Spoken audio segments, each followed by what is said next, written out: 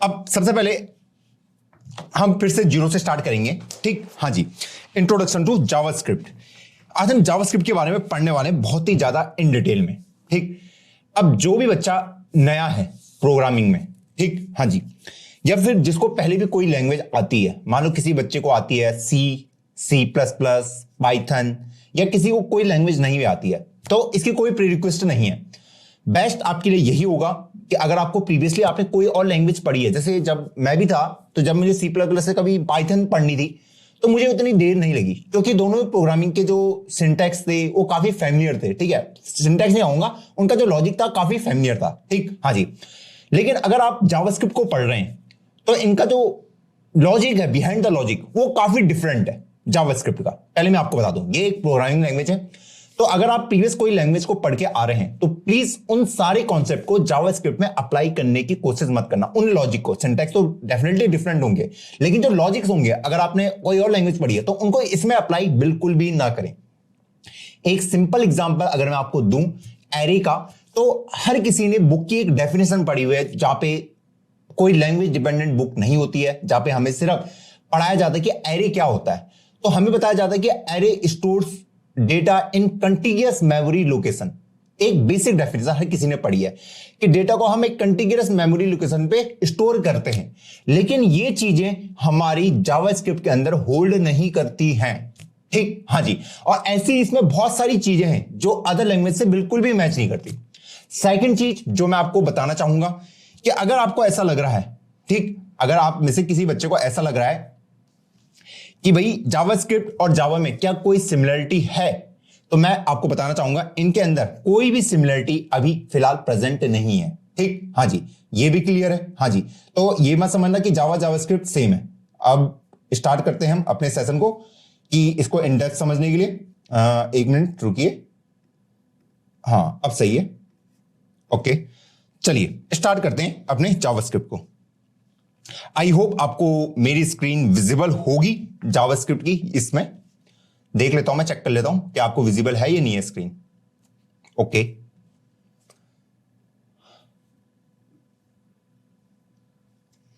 ठीक है, हाँ, चलिए विजिबल तो है स्क्रीन।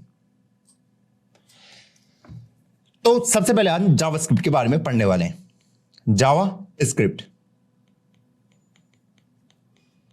जावास्क्रिप्ट है क्या? जीएस हम इसको शॉर्ट फॉर्म में बोलते हैं। तो जावास्क्रिप्ट सिंपली हमारी एक प्रोग्रामिंग लैंग्वेज है। It is a programming language. अब इसकी नीड क्यों है, जावास्क्रिप्ट की नीड क्यों है, यह सवाल हर एक बच्चे के दिमाग में आना चाहिए। अब अगर इसका एक सिंप्लीफाइड सा मैं आपको आंसर दूं, मैं अगर आपको एक टास्क दूं कि आपको एक वेबसाइट क्रिएट करनी है जिसका नाम है कैलकुलेटर। क्या है? कैलकुलेटर। और आपको इसको क्रिएट करना है HTML और CSS की हेल्प से। क्या आप इसको क्रिएट कर सकते हैं सिर्फ इन दो की हेल्प से? सिंपल सा सवाल है। तो इसमें क्या करना है, आपको दो इनपुट लेने, दो नंबर इनपुट में लेने। यहां पे एक बटन होगा जिसमें लिखा होगा ऐड, ठीक, हाँ जी। और यहां पे हमें उसका रिजल्ट शो होगा, जो भी आपने सम किया है उसका रिजल्ट आपको यहां पे शो होगा। तो मान लो किसी यूजर ने इनपुट दिया, इनपुट तो आप दे सकते हो कुछ भी, हाँ जी। तो मान लो अगर आपने इनपुट में दिया 5 और 9, हाँ जी, और जैसे ही आप इस बटन पे क्लिक करते हो इस ऐड में, तो ये मुझे रिजल्ट शो करके देते 14। तो क्या मैं इस कैलकुलेटर को सिर्फ HTML और CSS की हेल्प से क्रिएट कर सकता हूं? तो आंसर होगा नो, नहीं कर सकता। क्योंकि अभी तक हम HTML CSS हम क्या करते हैं, बेसिक सा एक स्ट्रक्चर क्रिएट करते हैं किसी भी वेबसाइट का। उसको मुझे डिजाइन करना हो तो वहां पे मैं CSS लगा देता हूं। लेकिन जब बात आती है कैलकुलेशन की, मैथमेटिकल कैलकुलेशन की, तो वहां पे इन चीजों को अचीव करना हमारे लिए मुश्किल हो जाता है, क्योंकि ये हमारी कोई प्रोग्रामिंग लैंग्वेज नहीं है HTML CSS, ठीक है, हाँ जी। यहां पे ये मैथमेटिकल कैलकुलेशन नहीं कर सकता, एडिशन, सब्ट्रैक्शन, मल्टीप्लाई, डिवाइड, इस टाइप के ऑपरेशन ये नहीं परफॉर्म कर सकता। और इसीलिए हमें यहां पे नीड पड़ती है जावास्क्रिप्ट की, जो इसके अंदर एक ब्रेन को इंट्रोड्यूस करता है, एक दिमाग को। अभी तक हमने सिर्फ एक बॉडी का ढांचा बनाया है HTML की हेल्प से, और CSS की हेल्प से हमने उस बॉडी को सिर्फ कपड़े पहनाए हैं। लेकिन जावास्क्रिप्ट उस बॉडी को जिंदा कर देगी। क्या कर देगी? जिंदा कर देगी। अभी वो डेड बॉडी है, वो कुछ नहीं कर सकती, सिर्फ वो बॉडी है, हाँ जी, उसको हमने कपड़े पहना दिए सीएसएस की हेल्प से कि भैया इसके अंदर रेड टी शर्ट है, ऐसी पैंट है, इस कलर की पैंट है, उसको सजा दी है। लेकिन अभी वो बॉडी जिंदा नहीं है। अगर उस बॉडी को जिंदा करना है तो मुझे उसके अंदर जावास्क्रिप्ट को डालना पड़ेगा। अब अगर मैं उस इंसान को अब चांटे मारूंगा तो वो भी वापस मुझे चांटा मारेगा। लेकिन अगर उसमें सिर्फ मैंने HTML CSS डाला है तो वो सिर्फ एक डेड बॉडी है। आप उसको चांटे मारो, लात मारो, गुस्से मारो, वो कुछ ही नहीं करने वाली, वो बिल्कुल भी रिएक्ट नहीं करेगी। लेकिन जैसे ही आप उसके अंदर जावास्क्रिप्ट डाल देते हैं, अब उसका ब्रेन एक्टिव हो चुका है। अब अगर आप उसको थप्पड़ मारोगे वो तो आपको लपेटेगा ढंग से, ठीक। अगर आप उसके साथ बात करना चाहते हो तो वो आपके साथ बात भी कर लेगा वो इंसान, ठीक। हाँ जी, तो ऐसी हमारी वेबसाइट भी होती है कि मुझे अपनी वेबसाइट के साथ इंटरेक्ट करना है। इंटरेक्शन तो हो रहा है कि मैंने 2 नंबर डाले, मैंने इस ऐड वाले बटन को क्लिक किया, हाँ जी, मैं इंटरेक्ट कर रहा हूं अपनी वेबसाइट के साथ कि भैया ये 5 है, इनको सम करके मुझे बता दे, और यहां पे वो मुझे सम करके बता दे रहा है। तो ये मेरी जावास्क्रिप्ट की पावर है, इसलिए हमें जावास्क्रिप्ट सीखनी है, इसलिए यहां पे एक प्रोग्रामिंग लैंग्वेज की नीड है। और क्यों है? क्या बस ये मैथमेटिकल कैलकुलेशन के लिए ही है? नहीं, इसका जो यूज केस है इसके बियॉन्ड भी है। मान लो आप कोई वेबसाइट बना रहे हैं, ठीक, हाँ जी, और यहां पे कोई बटन आपको दे रखा है, इसका नाम रखूंगा मैं चेंज, ठीक, हाँ जी। मान लीजिए अभी फिलहाल के लिए इसका जो बैकग्राउंड है वो ऑरेंज कलर का है, पूरी वेबसाइट का जो बैकग्राउंड है वो ऑरेंज कलर का है, क्लियर? हाँ जी। मैं चाहता हूं कि जैसे मैं इस बटन पे क्लिक करूं, इस बटन पे क्लिक करूं, इसका जो बैकग्राउंड कलर है वो ऑरेंज से चेंज होके येलो बन जाए। तो इसको मैं कैसे अचीव करूंगा? तो इसको भी हम जावास्क्रिप्ट की हेल्प से अचीव कर सकते हैं। ये मुझे हेल्प करता है कि मैं अपना जो मेरे पास HTML है उसको ये मैनिपुलेट कर सकता है। इसको हम HTML में तो लिखते हैं, हाँ जी, हाँ, या फिर अगर मुझे अपने CSS को मैनिपुलेट करना हो उसको भी हम कर सकते हैं, ठीक है, हाँ जी। तो ये हमारे HTML को मैनिपुलेट करने का काम भी करता है। मान लो यहां पे एक और बटन दे रखा मैंने, ठीक है, और मान लो यहां पे लिखा हुआ हेलो कोडर आर्मी, यहां पे लिखा हुआ है हेलो कोडर आर्मी। अब मैं चाहता हूं कि जब मैं इस वाले बटन को क्लिक करूं, तो ये हेलो कोडर आर्मी चेंज हो जाए हेलो बच्चों में। किसमें? हेलो बच्चों में। ये वाला सिंटैक्स यहां पे जो हेलो कोडर आर्मी लिखा है इसको ये चेंज होके हेलो बच्चों हो जाए इस जगह में। तो यहां पे मैं क्या कर रहा हूं, जो हमारी HTML है, ये HTML है, इसको तो चेंज कर रहा हूं। हेलो कोडर आर्मी किसके हेल्प से लिखा है? HTML की हेल्प से, हाँ जी। तो ये मुझे HTML को भी मैनिपुलेट करने की शक्ति देता है, जी हां। तो ये चेंजेस भी मैं इसके हेल्प से कर सकता हूं। इतना पावरफुल है हमारा जावास्क्रिप्ट, ये कुछ भी करवा देता है हमारी वेबसाइट में। कुछ भी जो आपकी मर्जी हो वो आप इसके अंदर अचीव कर सकते हैं, ये सोच लो। तो अगर अभी तक आपने HTML CSS पढ़ लिया अच्छे से तो जावास्क्रिप्ट इन सब का पापा है। क्या है? पापा। और ये कुछ भी कर सकता है, ठीक, हाँ जी। अब आप बोलोगे भैया ये जावास्क्रिप्ट का थोड़ा बैकग्राउंड बताओ, ये जावास्क्रिप्ट आई कैसे, इसका बैकग्राउंड क्या था, किसने इसको बनाया? तो आपको अगर मैं एक इंटरेस्टिंग फैक्ट बताऊं जावास्क्रिप्ट के बारे में, जिस इंसान ने जावास्क्रिप्ट बनाई थी, आप गेस करो कितने दिन में उसने इस लैंग्वेज को क्रिएट कर दिया होगा। जावास्क्रिप्ट को कितने टाइम लगा होगा उसको जावास्क्रिप्ट को क्रिएट करने में? एक बार गेस करो। मात्र 10 दिन में, जी हां, मात्र 10 दिन में उन्होंने जावास्क्रिप्ट को बना दिया। जिस इंसान ने बनाया था सिर्फ 10 दिन में, सोच लो। और हमको यहां 3-4 महीने लग जाते सिर्फ जावास्क्रिप्ट सीखने में ही लोगों को, ठीक है। और उन्होंने 10 दिन में जावास्क्रिप्ट बना भी दी, लैंग्वेज ही बना दी नहीं, ठीक, हाँ जी।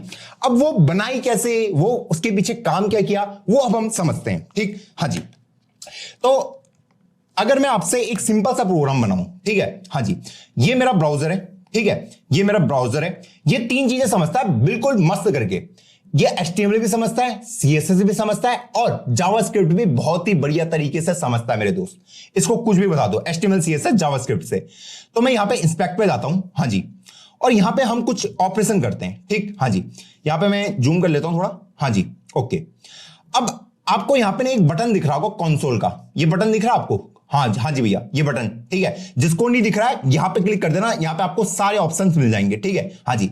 तो कंसोल में आप क्लिक करना, यहां पे आप आओ, हाँ जी, और यहां पे ये सारे मैथमेटिकल कैलकुलेशन आप कर सकते हो। मेरा जो ब्राउजर है वो 3 चीजें समझता है, HTML CSS और जावास्क्रिप्ट, ठीक है, हाँ जी। तो जावास्क्रिप्ट अगर मुझे आप उसको समझाना है, अगर मैं यहां पे 3+4 करता हूं ना, तो इसने ऑटोमेटिकली यहां पे आउटपुट में 7 ला के मुझे दे दिया है। देख रहे हो आप? हाँ जी, इतना पावरफुल है, ये मैथमेटिकल कैलकुलेशन कर दे रहा है ऐसे, ठीक है। मैं अगर यहां पे करूं 15 into 7, तो ये मुझे आउटपुट में लेके दे रहा है कि इसका आंसर 105 होता है। ये किसके हेल्प से कर रहा है? ये HTML CSS यूज थोड़ी कर रहा है, ये जावास्क्रिप्ट को यूज कर रहा है कि भैया मैं मैथमेटिकल कैलकुलेशन में कर लूंगा, आप बस मुझे पावर दो। ठीक, हाँ जी। तो ये सारी कैलकुलेशन यहां पे पॉसिबल हो सकती है। मान लो मुझे किसी चीज को यहां पे प्रिंट कराना हो, ठीक है, जावास्क्रिप्ट के अंदर, तो हम यहां पे लिखते हैं कॉन्सोल, क्या लिखते हैं, कॉन्सोल डॉट लॉग। ठीक है, मान लो मुझे हेलो कोडर आर्मी प्रिंट कराना है, तो आपको ये साइन डालना है, हेलो कोडर आर्मी, और इस तरीके से हेलो कोडर आर्मी भी आप प्रिंट करा सकते हैं। ये प्रिंट स्टेटमेंट है, ये कंसोल डॉट लॉग क्या करता है, प्रिंट करता है। जो भी आप इसके अंदर दोगे वो उसको यहां पे प्रिंट करा के दे देगा, जो आपकी मर्जी वो यहां पे इसको प्रिंट करा के आपको दे देता है। इतना पावरफुल है हमारा जावास्क्रिप्ट। यहां तक क्लियर है? यहां तक आई होप किसी भी बच्चे को कोई भी डाउट नहीं होगा। अब इसके एक बार बैकग्राउंड में चलने की कोशिश हम करते हैं, ठीक है। तो यहां पे हम सबसे पहले अपने VS कोड को खोलते हैं और डे 1 पे आते हैं सबसे पहले, हाँ जी, और इसके अंदर एक index.html फाइल हम बनाने की कोशिश करते हैं। ये मैंने बना दी, हाँ जी, और यहां पे मैंने लिख दिया इस तरीके से कोई कोड, ठीक, हाँ जी, इस तरीके से, और यहां पे मैं लिख देता हूं H1 करके हेलो कोडर, ठीक, हाँ जी। इसको मैं ओपन विद लाइव सर्वर कर देता हूं और ये हेलो कोडर यहां पे लिखा हुआ आ जाएगा। यहां तक तो किसी बच्चे को कोई दिक्कत नहीं होगी कि हेलो कोडर हमने कैसे प्रिंट कराया, ठीक है।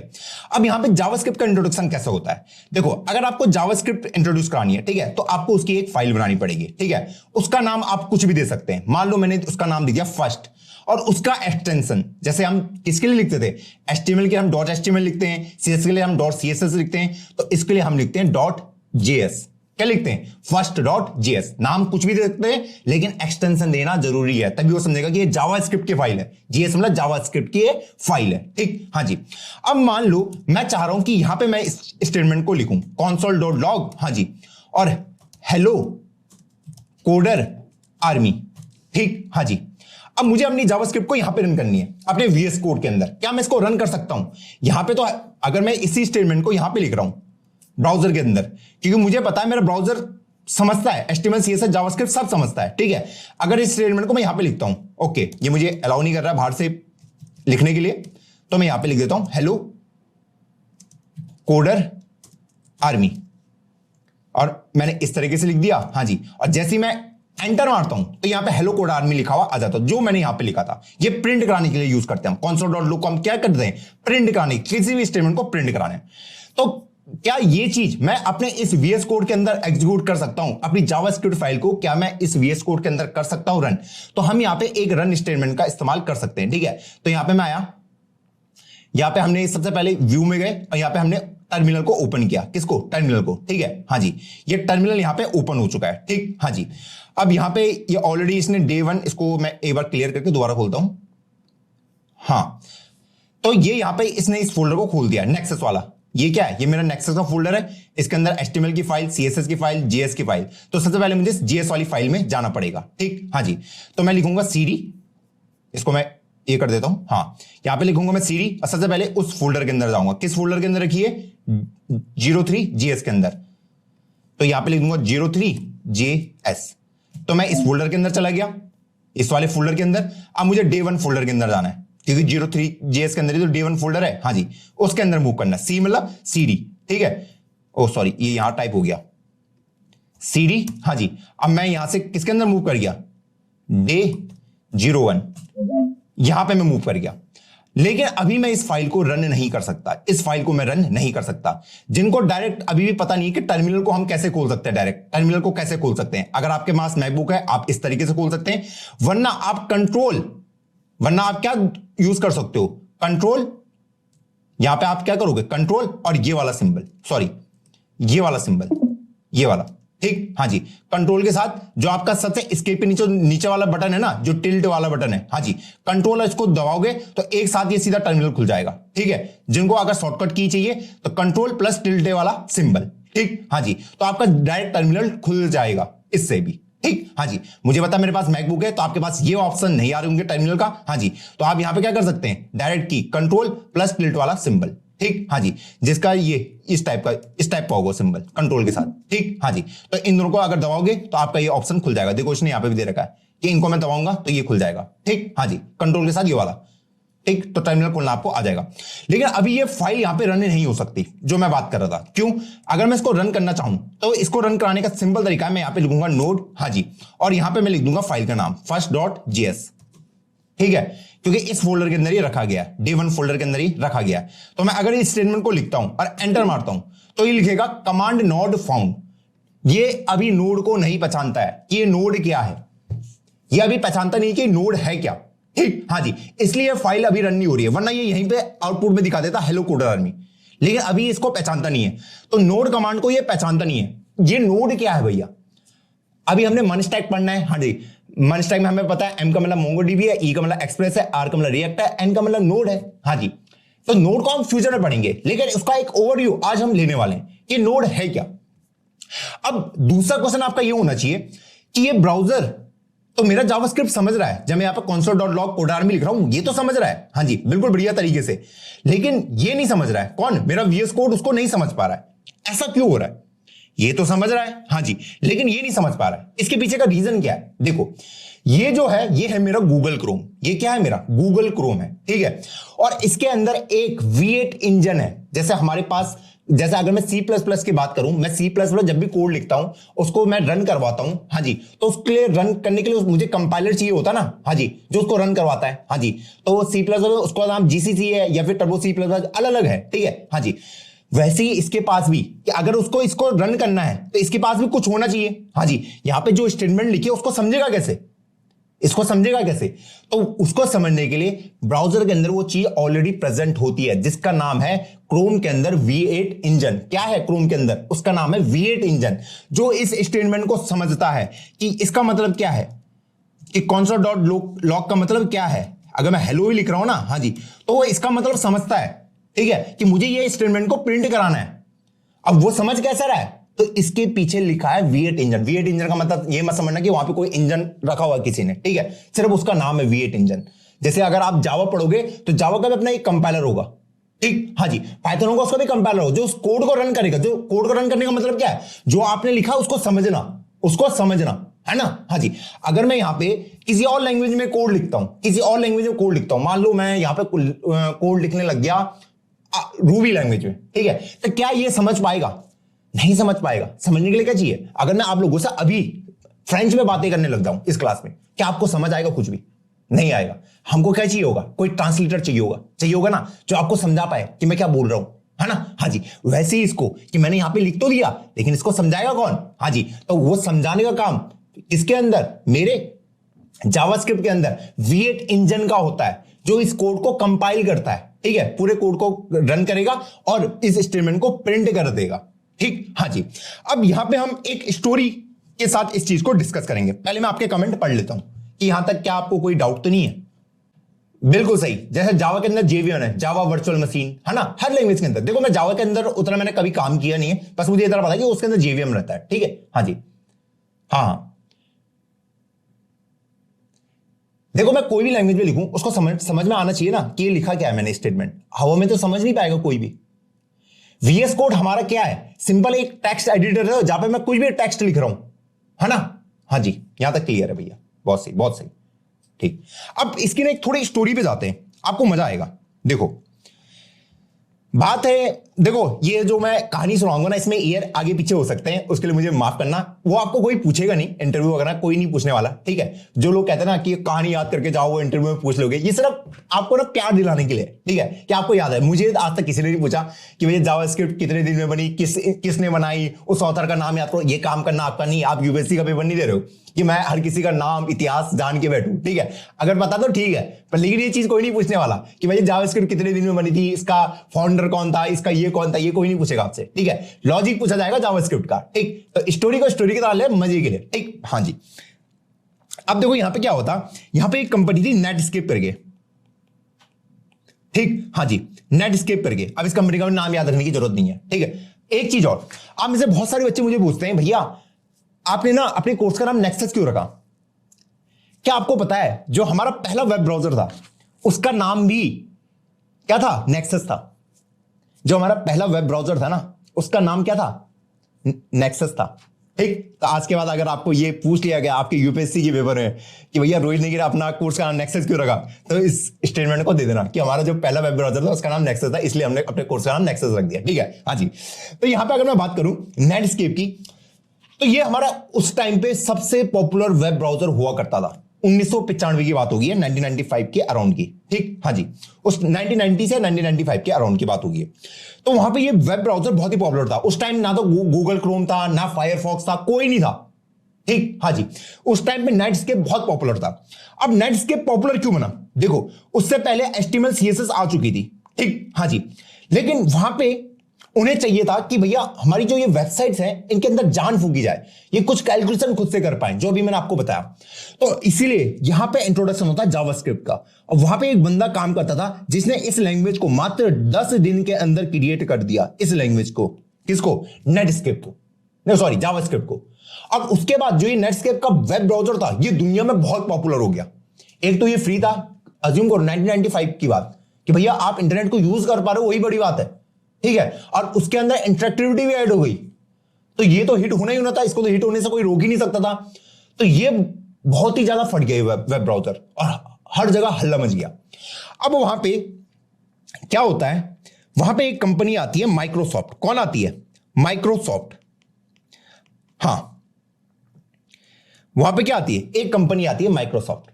माइक्रोसॉफ्ट भी, उनके पास तो अपना वेब ब्राउजर है, उसका नाम क्या है? हर किसी बच्चे ने सुना होगा, जो हमारे विंडोज के साथ फ्री आता है और जिसको कोई भी बच्चा यूज नहीं करता, इंटरनेट एक्सप्लोरर। हर बच्चा करता है। ठीक है, हाँ जी, शायद अब तो इंटरनेट एक्सप्लोरर बंद हो गया है, जहां तक मुझे याद आ रहा है। चेक करके बता देना, क्योंकि आप बच्चे तो गरीब हो, आपको पता ही होगा। ठीक है, मैं तो मैकबुक यूज कर रहा हूं।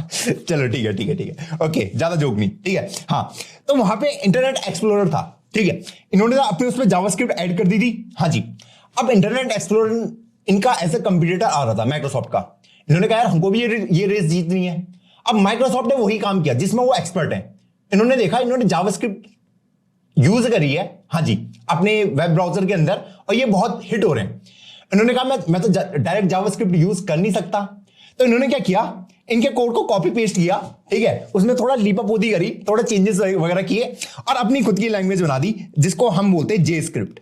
क्या बोलते हैं? जे स्क्रिप्ट। इन्होंने इसको बना दिया और माइक्रोसॉफ्ट ने बोल दिया ये भी फ्री है, अब यूज करो। और वहां पे बढ़ गया कंपटीशन तगड़ा।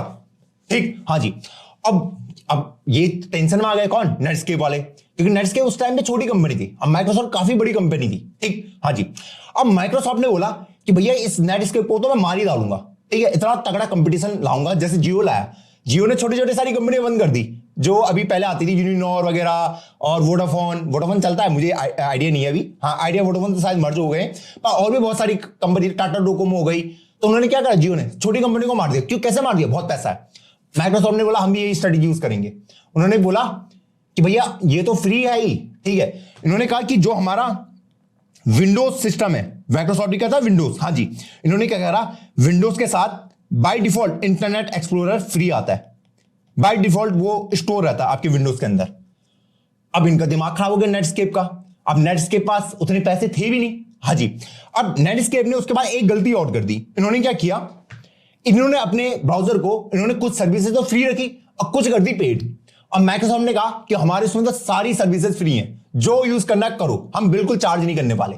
और यहां से नेटस्केप का डाउनफॉल स्टार्ट हो गया, जैसे इन्होंने अपने इसको पेड करा, क्योंकि तुम्हें पता है लोग फ्री के कितने दीवाने है या नहीं है। हाँ जी, तो नेटस्केप का यहां से डाउनफॉल स्टार्ट हो गया और माइक्रोसॉफ्ट यहां से हिट होना स्टार्ट हो गया।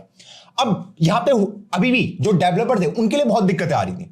जो डेवलपर थे उनके लिए अभी भी दिक्कत आ रही थी। उनके पास क्या दिक्कत आ रही थी? देखो, इस टाइम पे मेनली दो ब्राउजर बहुत हिट थे। एक मैंने बोल दिया आपको नेटस्केप, हाँ जी, और एक हो गया हमारा कौन? माइक्रोसॉफ्ट का इंटरनेट एक्सप्लोरर। अब इनको क्या हो रहा था, जो डेवलपर है आपके मेरे जैसे, इनको क्या दिक्कत आ रही थी उसकी मैं बात करता हूं। इनको क्या दिक्कत आ रही थी? इनके सामने एक सिंपल दिक्कत ये आ रही थी, क्योंकि ये समझ रहा था जावास्क्रिप्ट को और ये समझ रहा था जे स्क्रिप्ट को। आपने जे स्क्रिप्ट का नाम सुना ही होगा, है ना? हाँ जी, अब इन्हें क्या करना पड़ रहा था कि भैया अगर उनको अपनी वेबसाइट को नेटस्केप के अंदर रन कराना है तो उनको जावास्क्रिप्ट में कोड लिखना पड़ रहा था, और अगर उनको अपनी वेबसाइट को इंटरनेट एक्सप्लोरर के अंदर रन कराना है तो उनको जे स्क्रिप्ट में अपने कोड को लिखना पड़ रहा था। इससे दिक्कत हो रही थी उन्हें कि भैया एक ही काम को मैं दो बार क्यों करूं। ऐसा कुछ ये करें कि दोनों एक ही लैंग्वेज को यूज करें, कि दोनों या तो जावास्क्रिप्ट यूज कर लो या जेस्क्रिप्ट यूज कर लो। एट द एंड जेस्क्रिप्ट भी जावास्क्रिप्ट जैसे ही है। तो यहां पे नेटस्केप जाता है एक्मा के पास। किसके पास? एक्मा के पास। एक्मा क्या है उसकी हम बात करेंगे। देखो एक्मा एक एसोसिएशन है यूरोप की, ठीक। वो उनका काम है स्टैंडर्ड चीजों को स्टैंडर्डाइज करना। इसका मतलब क्या है? मतलब ये है, मान लो यहां पे कोई ऑपरेशन है जावास्क्रिप्ट के अंदर, मान लो जावास्क्रिप्ट के अंदर कोई ऑपरेशन है। पहले तो उन्होंने इनको फोर्स किया कि भैया आप भी जावास्क्रिप्ट यूज करो। उन्होंने कहा नहीं, हम नहीं करेंगे, ठीक है। तो ये एक्मा के पास गए, एक्मा को कहा भाई आप कोई एक स्टैंडर्ड ले आओ, ठीक है। भले ही इन्होंने अपनी लैंग्वेज का नाम कुछ और रख दिया जेस्क्रिप्ट, लेकिन यूज तो वही कर रहे हैं जो हमने लिखा है, ठीक। उन्होंने कहा कोई स्टैंडर्ड क्रिएट कर दो जिससे जो बाकी डेवलपर है उनको पेन फील ना हो। स्टैंडर्ड का मतलब क्या है? मान लो यहां पे मान लो मुझे 3+4 करना है, ठीक है। हाँ जी, तो 3+4 मतलब 7 होता है। ये तो सिंपल एक ऑपरेशन हो गया। हाँ जी, ये तो ये भी एग्जीक्यूट करता है, ये भी एग्जीक्यूट करता है। 3+4 7। हाँ जी, इसने कहा जब हम 2+ को लिख दें, 2+ को लिख दें, तो अब इस टाइम पे क्या ऑपरेशन होना चाहिए जब हम 2+ को एक साथ लिख दें। तो ये जो स्टैंडर्डाइजेशन है, तो ये कह रहा था कि 3++4 का मतलब होगा 3⁴, और ये कह रहा था कि 3++4 का मतलब होगा 3⁻⁻4। अब डेवलपर तो कंफ्यूज हो जाएंगे कि किसको फॉलो करना है। ये तो अपने उसमें इसको अप्लाई कर रहा है कि 3++4 का मतलब होगा 3⁻⁻4, और इसका मतलब है 3⁴। तो एक्मा ने कहा कि हम एक स्टैंडर्ड बना देंगे, ठीक है, कि भैया 3++4 का मतलब यही होगा 3⁴। और ऐसे इन्होंने बहुत सारे स्टैंडर्ड बना दिए कि अगर ऐसा होगा तो आपको ये करना पड़ेगा, ऐसा होगा तो ये करना पड़ेगा, और उसके बाद आपको जिस तरीके से इंप्लीमेंट करना है उस तरीके से आप इंप्लीमेंट करें। जैसे उन्होंने यहां पे स्टैंडर्ड बना दिया कि 3++4 का मतलब होगा 3⁴, तो ये भी इसका मतलब 3⁴ ही करेगा इंटरनेट एक्सप्लोरर भी, और ये भी 3⁴ ही करेगा। अब इंप्लीमेंट आप किसी भी तरीके से करें, इंप्लीमेंट आप किसी तरीके से, मतलब बैकएंड में आप क्या काम कर रहे हैं, किस तरीके से 3⁴ का रिजल्ट आएगा। 3⁴ कितना होता है? 3 9 इस तरीके का 9 27 81 होता है, ठीक है। तो ये कह रहा है कि आप भी 81 शो करना, आप भी 81 ही शो करना, लेकिन इसके पीछे का जो लॉजिक है वो आप अपने हिसाब से कर दो। लेकिन एक्मा ने एक स्टैंडर्ड बना दिया। अगर आपने सुना होगा ना ECMA 6, ECMA 7, ECMA 8, ECMA ES6, ES7, ES8, ES9, इस तरीके से आपने सुना होगा बहुत बच्चों ने। वो क्या है? उनका काम है चीजों को स्टैंडर्डाइज करना कि भैया इस चीज को ये इस तरीके से ये चीजें फॉलो होंगी, ठीक है। इंप्लीमेंट आप कैसे भी करें, इंप्लीमेंट करने का मतलब क्या है कि भैया 3⁴ को ये किस तरीके से 81 में कन्वर्ट करते हैं, ये अपने हिसाब से उस लॉजिक को खुद बना सकता है। लेकिन 3⁴ का मतलब 81 ही होगा, ये इनका काम है। इंप्लीमेंट ये किसी तरीके से भी कर सकते हैं। अब इंप्लीमेंट करने का तरीका मतलब या तो ये करे कि भैया 3 × 3 पहले 9 लिया है, फिर इसके अंदर 3 को मल्टीप्लाई कर 27, ये 3 को ये कर दे 81, ये इस तरीके से इसको अप्लाई कर दे, ठीक है। इंप्लीमेंटेशन है ये, ठीक है। और इंटरनेट एक्सप्लोरर ने कहा कि नहीं, मैं तो इस तरीके से करूंगा 3⁴ को इंप्लीमेंट, कि 3 × 3 ये 9 होता है, 3 × 3 ये 9 होता है। अब मैं इसको मल्टीप्लाई करूंगा। उसने कहा इंप्लीमेंटेशन आप अपने हिसाब से कर लो, आपको जैसे करना इंप्लीमेंट। इसने इस तरीके से किया कि पहले इसने इन 2 को 3 को मल्टीप्लाई किया, फिर इस 2 3 को मल्टीप्लाई किया, और फिर जाके इसने 81 निकाला। और इसने क्या करा? इसने ये करके करा, पहले 3 3 9, 9 3 27, 27 3 81। इसने कहा इंप्लीमेंट आप अपने हिसाब से कर लो, लेकिन एक स्टैंडर्ड आप सबको फॉलो करना पड़ेगा कि इस चीज का मतलब ये होता है, इस चीज का मतलब ये होता है, ठीक है। मान लो कोई सिंबल है इक्वल टू, तो इसका मतलब कंपैरिजन होगा कि आप दो चीजों को कंपेयर कर रहे हैं। अब इंप्लीमेंट आप कैसे भी करो, क्या आप उनको कंपेयर कर रहे हो उसको कोई मतलब नहीं है। क्या कंपैरिजन का मतलब यहां पे कोई वैल्यू रखी है, क्या 4 = 4 है, इसका मतलब है कंपैरिजन। अगर है तो ट्रू, नहीं तो फॉल्स। तो एक्मा का काम था चीजों को स्टैंडर्डाइज करना, एक स्टैंडर्ड क्रिएट करना, और उसके बाद नेटस्केप ने भी और इंटरनेट एक्सप्लोरर ने उस चीज को फॉलो करना स्टार्ट कर दिया। क्लियर है ये चीज? हाँ जी। तो अगर आपको एक्मा स्प्लिट अगर आज भी देखनी है तो ये क्या है हम देख लेते हैं। एक्मा स्क्रिप्ट, ये रहा हमारी वेबसाइट एक्मा इंटरनेशनल। हाँ जी, यहां पे इसने सब कुछ दे रखा है, ठीक है। ये इस तरीके से आपको दिख रहा होगा, ये देखो इसका फर्स्ट एडिशन, ये देखो 5.1 एडिशन 2011 में आया था। जो इसका मेजर अपडेट था ये वाला था 2015 वाला, उसके बाद भी अपडेट आए ये वाले, लेकिन जो मेजर अपडेट था ये 6th एडिशन वाला था। मान लो अगर मैं किसी में क्लिक कर दूं, मान लो मैंने 4th एडिशन में क्लिक कर दिया, पेज लोड होने में टाइम लग रहा है, क्यों? इनकी वेबसाइट इधर स्लो है। तो यहां पे इन्होंने सारे स्टैंडर्ड दे रखे हैं कि अगर किसी को जावास्क्रिप्ट को इंप्लीमेंट करना है, इंप्लीमेंट आप अपने तरीके से करो, लेकिन यही स्टैंडर्ड फॉलो होनी चाहिए, यही स्टैंडर्ड फॉलो होनी चाहिए। ये स्टैंडर्ड उन्होंने यहां पे दे रखे हैं, ये देखो। इनको आपको पढ़ने की जरूरत नहीं है, ये वो पढ़ेंगे जो कंपनी वाले हैं, ठीक है। अगर आपको अपनी लैंग्वेज बनानी है जावास्क्रिप्ट खुद से, तो आपको ये सारे स्टैंडर्ड फॉलो करने पड़ेंगे, भले आप उसका नाम कुछ भी दे दो, ठीक है, उससे उसको मतलब नहीं है, ये उसके सारे स्टैंडर्ड है। ये देखिए इस तरीके से, इसको देखने की जरूरत नहीं है आपको, ठीक। हाँ जी, ये स्टैंडर्ड है जो हर कोई फॉलो करता है। तो आज के बाद अगर आपको कोई पूछे एक्मा क्या है, तो एक्मा का काम है इस चीजों को स्टैंडर्डाइज करना, ताकि हर कोई वो रूल फॉलो करे लैंग्वेज को, ठीक है। अब रूल फॉलो करना क्यों जरूरी है, आप खुद सोचो ना। इंग्लिश जो लैंग्वेज है वो भी बहुत टाइप की है, एक यूएस की इंग्लिश है, एक यूके की इंग्लिश है ना। तो उसका भी हमें एक स्टैंडर्डाइज बनाना पड़ेगा ना, एक स्टैंडर्ड बनाना पड़ेगा, ताकि हर कोई इसी को फॉलो करे। कि भैया अगर जो इंग्लिश को बना रहा है उसने बोल दिया एप्पल का मतलब सेब है, तो उसका मतलब सेब ही होना चाहिए। ऐसा नहीं कि यूएस में एप्पल का मतलब कुछ और ही कर दिया, ठीक। हाँ जी, तो ये इनका काम है एक्मा वालों का। आई होप यहां तक क्लियर होगा। हाँ जी, अब यहां से क्या हुआ, नेटस्केप और इंटरनेट एक्सप्लोरर में लड़ाई छिड़ी। हाँ जी, और यहां से ये धीरे धीरे नेटस्केप मरना शुरू हो गया, क्योंकि इनके पास फंडिंग नहीं थी। सिंपल सा आंसर ही है, ठीक है। इनके पास कोई और विचारधारा नहीं थी कि भैया ये वेब ब्राउजर के अलावा और क्या बना सकते हैं। माइक्रोसॉफ्ट के पास तो बहुत सारा था, विंडोज था, ठीक है, और भी सारी टेक्नोलॉजी थी। वेब ब्राउजरों का एक एडिशनल फीचर था, लेकिन यहां से नेटस्केप हारना शुरू हो गया। अब नेटस्केप ने बोला, इंटरनेट एक्सप्लोरर का पूरा कवरेज ले लिया, क्योंकि वो बाय डिफॉल्ट हर किसी में आ रहा था, फ्री था, तो हर कोई यूज कर रहा था। नेटस्केप धीरे धीरे बंद होने लग गया। उस टाइम आई होप आपने सुना होगा कि .com बबल नाम की कुछ चीज आ रही थी, तो वहां पे यूएस मार्केट क्रैश हुआ और नेटस्केप का बढ़ता बैठ गया, ठीक है, 2000 के अराउंड। अब नेटस्केप ने कहा कि भैया इंटरनेट एक्सप्लोरर से बदला तो मैं लेकर रहूंगा, कुछ भी हो जाए बदला मैं लेकर रहूंगा। अब उन्होंने बदला कैसे लिया हुआ उसकी बात कर लेते हैं। उन्होंने क्या करा, उन्होंने कहा कि सनम हम तो डूबे लेकिन तुम्हें भी डूब के मरेंगे, ठीक। तो इन्होंने क्या किया, इन्होंने कहा कंपनी तो बंद हो ही रही है। इन्होंने क्या करा, नेटस्केप वालों ने अपना जो कोड था वेब ब्राउजर का, जो उनका वेब ब्राउजर का कोड था, ये उन्होंने ओपन सोर्स कर दिया। ओपन सोर्स का मतलब कि इस कोड को कोई भी यूज कर सकता है, ठीक है। पहले नेटस्केप ने कोड को छुपा के रखा हुआ था, अब इन्होंने इसको पब्लिक कर दिया अपने पूरे कोड को। ये उन्होंने कहा ये लो कोड, हर कोई मेरे कोड को देख सकता है। ओपन सोर्स करने का मतलब ये है कि कोई भी मेरे कोड को देख सकता है, ठीक। हाँ जी, अब पब्लिक खुश हो गई। हाँ जी, अब जब चीजें ओपन सोर्स होना स्टार्ट होती ना, तो वहां पे बहुत सारी एडवांटेज मिल जाती है लोगों को। क्या, अब यहां पे क्या हुआ, मोजिला नाम की एक कंपनी थी जो यहां पे फॉर्म हुई, ठीक है। उन्होंने क्या करा, नेटस्केप के कोड को पकड़ा और इसमें और भी चीजें अपडेट करी। हाँ जी, और इन्होंने यहां पे बना दिया मोजिला फायरफॉक्स। मोजिला फायरफॉक्स, और ये 2004 तक मार्केट के अंदर आ गया था मोजिला फायरफॉक्स। उन्होंने उनके कोड को पकड़ा, उसमें उसने कुछ एडिशनल फीचर ऐड किए, जैसे सिक्योरिटी वगैरह और भी सारी फीचर उन्होंने ऐड किए। हाँ जी, और मोजिला ने अपने उसको लॉन्च कर दिया, किसको, अपने वेब ब्राउजर को। और अब इंटरनेट एक्सप्लोरर के पास एक और कंपटीटर आ गया 2004 में। नेटस्केप तो बंद हो गया था, नेटस्केप खत्म हो चुका था, ठीक है। अब कंपटीशन था मोजिला और किसके बीच, इंटरनेट एक्सप्लोरर के बीच। अब मोजिला फायरफॉक्स था ओपन सोर्स, मतलब इसके अंदर कोई भी कंट्रीब्यूशन दे सकता है। इसका जो कोड बेस है कि अगर कोई चाहता है कि इसके कोड बेस पे कुछ चेंजेस करना, तो वो इसके कोड बेस पे चेंजेस कर सकते हैं, ठीक है। मोजिला नाम की फाउंडेशन इन चेंजेस को या तो एक्सेप्ट कर लेगी या रिजेक्ट कर लेगी, ठीक है।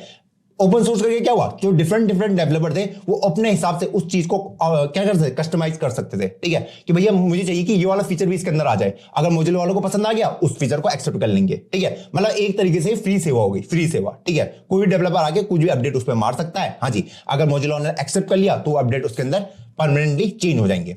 अब यहां पे दो ही कंपनी के अंदर अब कंपटीशन हो रहा था, मोजिला और इंटरनेट एक्सप्लोरर। अब 2008 के अराउंड क्या होता है, मोजिला फायरफॉक्स 20-25% मार्केट ले जाता है इसका। हाँ जी, और अभी भी इंटरनेट एक्सप्लोरर डोमिनेट कर रहा है पूरे मार्केट को। अब आता है इनका डैडी, कौन, इनका डैडी कौन होता है, जिसको आजकल हम हर कोई यूज कर रहा है, गूगल क्रोम आता है। कौन आता है, गूगल क्रोम, जी हां। अब गूगल क्रोम जब आता है तो पूरा मार्केट दहशत में फैल जाता है जैसे ही गूगल क्रोम आता है। अब गूगल क्रोम ऐसा क्या करता है, देखो अभी तक क्या हो रहा था, हमारी HTML CSS जावास्क्रिप्ट, अभी तो हमारी जावास्क्रिप्ट जितने फास्ट काम कर रही है ना, उतनी फास्ट उस समय पे नहीं काम करती थी, ठीक। हाँ जी, अब जैसे ही गूगल क्रोम आया, ये लेके आए V8 इंजन को। कौन, गूगल क्रोम, ये लेके आए V8 इंजन। अगर आपसे पूछेगा V8 इंजन लेके कौन आया, उससे पहले भी थे, इनके अपने कोई कंपाइलर वगैरह रहे होंगे मोजिला के, इसके, ठीक है। लेकिन गूगल क्रोम लेके आया V8 इंजन को। अब इससे क्या हुआ कि जो हमारी जावास्क्रिप्ट है वो बहुत ही फास्ट रन करने लग गई, बहुत फास्ट। पहले वो बहुत स्लो रन कर रही थी, किन के अंदर, इंटरनेट एक्सप्लोरर की बात करूं या मोजिला की बात करूं, वहां पे वो स्लो काम कर रही थी, और यहां पे गूगल क्रोम उसको फटाफट एग्जीक्यूट कर रहा था। और जब चीजें जल्दी जल्दी एग्जीक्यूट होना स्टार्ट होती है V8 इंजन, उन्होंने देखा कि जैसी जावास्क्रिप्ट बहुत फास्ट लोड हो रही है, रन हो रही है, हाँ जी, तो सारे लोग गूगल क्रोम की ओर आ गए। और उसके बाद का खेल हर एक बच्चे को पता ही है कि क्या हुआ, कि धीरे धीरे कौन, इंटरनेट एक्सप्लोरर तो मर ही चुका है, हाँ जी, अब उसका थोड़ा बहुत कंपटीशन कौन बचा है, कौन बचा है, हमारा क्या इसका नाम, मोजिला फायरफॉक्स, हाँ जी। और अगर आप एप्पल यूज करते हैं तो सफारी, और सफारी भी रियली कोई यूज करता है, ना तो मैं अपने मैकबुक में यूज करता हूं, ना अपने आईफोन में यूज करता हूं। सफारी इसलिए फेमस है क्योंकि ये भी बाय डिफॉल्ट हर आईफोन के अंदर आता है, या फिर हर मैकबुक के अंदर ये आता ही आता है, कौन, सफारी वेब ब्राउजर, ठीक है। इसलिए इसका जो 60-70% मार्केट कैप अभी गूगल क्रोम के पास है, हाँ जी, 18-20% अभी सफारी के पास है। अब उसका प्योर रीजन यही है कि वो बाय डिफॉल्ट उसके अंदर आता है, ठीक है, हाँ जी। अब मोजिला का बचा है 2-3%, इंटरनेट एक्सप्लोरर का 4-5% के अराउंड मार्केट शेयर है। तो अब गूगल क्रोम पूरे मार्केट को खा चुका है, ठीक, हाँ जी। अब गूगल क्रोम ने ये जो V8 इंजन है, ठीक है, इसी ने उसको पावर दी हिट बनाने में। उसके बाद मोजिला फायरफॉक्स ने भी क्या करा, अपने इंजन को चेंज करा, जो उसका जावास्क्रिप्ट का इंजन था। इन्होंने, इनका इंजन का नाम है स्पाइडर मंकी। क्या है स्पाइडर मंकी, कोई पूछेगा नहीं, पर मैं आपको बता देता हूं, इसका नाम है स्पाइडर मंकी। तो ये भी V8 इंजन का कॉपी है, ठीक है, हाँ जी, कि भैया जावास्क्रिप्ट हम, ताकि जावास्क्रिप्ट फास्ट रन हो पाए, तो उन्होंने भी अपडेट करे। अब अगर आप मोजिला फायरफॉक्स चलाओगे तो उसमें भी ये फास्ट रन हो जाता है। वैसी सफारी है, अगर सफारी को भी जावास्क्रिप्ट रन करना है तो इसका भी खुद का कोई जावास्क्रिप्ट का इंजन होगा, ठीक है, हाँ जी। और उसका नाम तो मुझे याद नहीं है, पर इनके पास भी होगा, जिसको उन्होंने अपने हिसाब से इंप्लीमेंट करके लिखा हुआ होगा, ठीक, हाँ जी। तो इसी तरीके से सारी काम यहां पे अभी तक हो रहे हैं। यहां तक क्लियर है हर एक बच्चे को?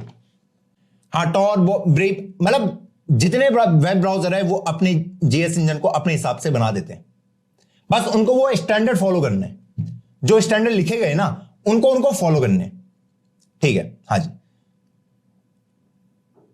जावास्क्रिप्ट का इंजन का काम क्या है, जावास्क्रिप्ट को रन करवाना।